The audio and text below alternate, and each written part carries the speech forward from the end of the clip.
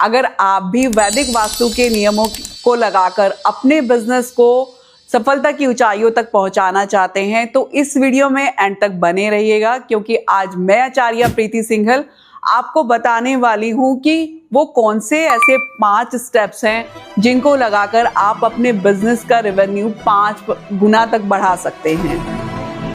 देखिए, जो वैदिक वास्तु है, वैदिक वास्तु प्रकृति और ऊर्जाओं के सिद्धांतों के ऊपर चलता है, और जब ये नियम आपके बिजनेस में लगते हैं तो वो आपके यहाँ पॉजिटिविटी, कस्टमर अट्रैक्शन और फाइनेंशियल स्टेबिलिटी को बढ़ाने में मदद करता है। तो अब जल्दी से बात कर लेते हैं उन 5 टिप्स की जो कि आपके बिजनेस को 5 गुना बढ़ा सकते हैं। सबसे पहले तो एंट्री आपको देखनी है कि आपके वर्क स्पेस की एंट्री कौन सी आ रही हैं, वो पॉजिटिव हैं क्या नेगेटिव हैं।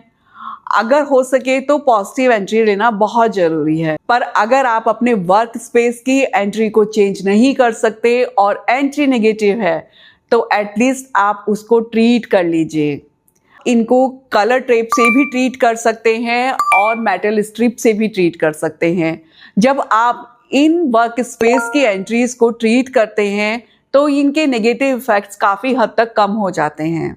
हमेशा ध्यान रखिएगा कि पॉजिटिव एंट्रीज को ट्रीट नहीं किया जाता है।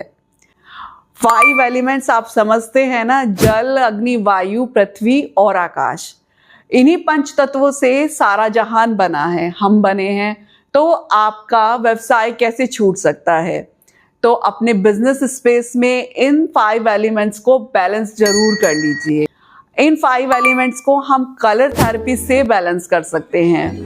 आपके बिजनेस स्पेस में कौन से पेंट्स हुए हैं, किस कलर के हैं और कहाँ पर कौन से कलर्स आपने यूज़ किए हुए हैं, ये बहुत ज़्यादा इम्पॉर्टेंट होता है।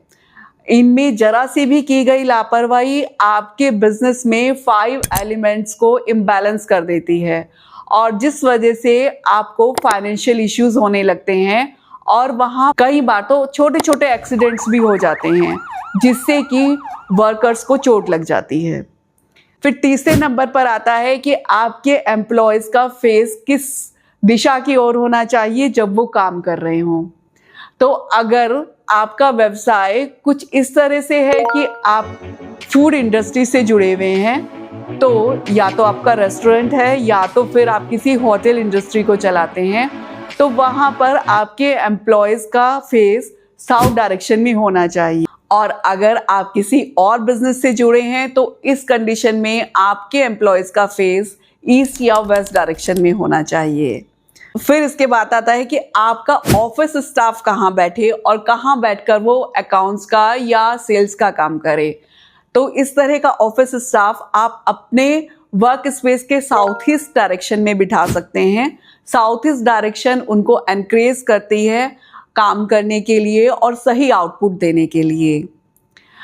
नंबर 5 पर आता है कि आप कहाँ बैठकर काम करें। जो बिजनेस के ऑनर हैं उनका ऑफिस कहाँ होना चाहिए। तो मैं इसमें आपको कभी भी ये सजेस्ट नहीं करूँगी कि आप हमेशा साउथ वेस्ट डायरेक्शन में बैठकर ही काम करें। अगर आप साउथ वेस्ट डायरेक्शन में बैठकर काम करेंगे तो आप प्लानिंग बहुत अच्छी नहीं कर पाएंगे, केवल एग्जीक्यूशन में लगे रहेंगे। अगर आप साउथ वेस्ट डायरेक्शन में बैठकर काम करेंगे तो आपकी प्लानिंग खराब हो जाएगी, क्योंकि आप बिजनेस के ऑनर हैं। आपका मेन फोकस आपके बिजनेस की प्लानिंग पर होना चाहिए। तो हमेशा अपने लिए जो डायरेक्शन आप चुनें वो सबसे बेटर होगा कि आप अपने हॉरोस्कोप को देखकर ही, जिसमें कि आपकी ग्रोथ छुपी हुई है, आप उसी डायरेक्शन में बैठकर काम करें। ये हम आपकी जन्मपत्री से ही पता लगा पाते हैं। ये बहुत ही ज़्यादा पर्सनलाइज होता है, क्योंकि हर किसी को हर डायरेक्शन सूट नहीं करती है। हो सकता है कि आपकी जन्मपत्री में साउथ वेस्ट ही आपके लिए बहुत अच्छी डायरेक्शन हो हो सकता है कि साउथ ईस्ट हो, लेकिन ये सब आपकी जन्मपत्री देखने के बाद ही पता चलता है। तो आप भी इन 5 नियमों को लगाकर अपने बिजनेस को बढ़ाएं। और बिजनेस से रिलेटेड अगर आपको कोई भी इश्यू आ रहा है तो आप नीचे कमेंट बॉक्स में लिखकर मुझसे पूछ सकते हैं। और अगर आपको ये वीडियो यूज़फुल लगी हो तो इसको लाइक और शेयर ज़रूर कीजिएगा, और ऐसे ही बहुत सारी वीडियो के लिए मेरे चैनल को सब्सक्राइब करना बिल्कुल मत भूलिएगा।